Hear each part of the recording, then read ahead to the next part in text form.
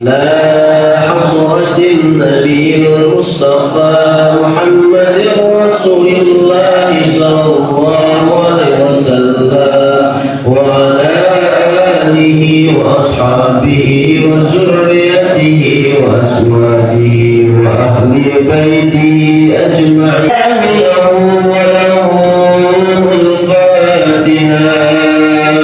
بسم الله الرحمن الرحيم. الحمد لله رب العالمين الرحمن الرحيم مالك يوم الدين إياك نعبد وإياك نستعين اهدنا الصراط المستقيم صراط الذين أنعمت عليهم غير المغضوب عليهم ولا الضالين آمين. بسم الله الرحمن الرحيم. ياسين ياسين ياسين والقرآن الحكيم إنك لمن المرسلين على صراط مستقيم تنزيل العزيز الرحيم لتنذر قوما ما أنذر آباؤهم فهم غافلون. لقد حق القول على أبصارهم فهم لا يؤمنون. إنا جعلنا في أعناقهم أغلالا فهي إلى الأذقان فهم مقمحون. وجعلنا من بين أيديهم سدا ومن خلفهم سدا فأغشيناهم فهم لا يبصرون. وسواء عليهم أأنذرتهم أم لم تنذرهم لا يؤمنون. إنما تنذر من اتبع الذكر وبشر الرحمن بالخير فبشرهم بمغفرة وأجر كريم. إنا نحن نحيي الموتى ونكتب ما قدموا وآثارهم وكل شيء أحصيناه في إمام مبين. وضرب لهم مثلا أصحاب القرية إذ جاءها المرسلون إذ أرسلنا إليهم اثنين فكذبوهما فاعتزلنا بثالث فقالوا إنا إليكم مرسلون. قالوا ما أنتم إلا بشر مثلنا وما أنزل الرحمن من شيء إن أنتم إلا تكذبون.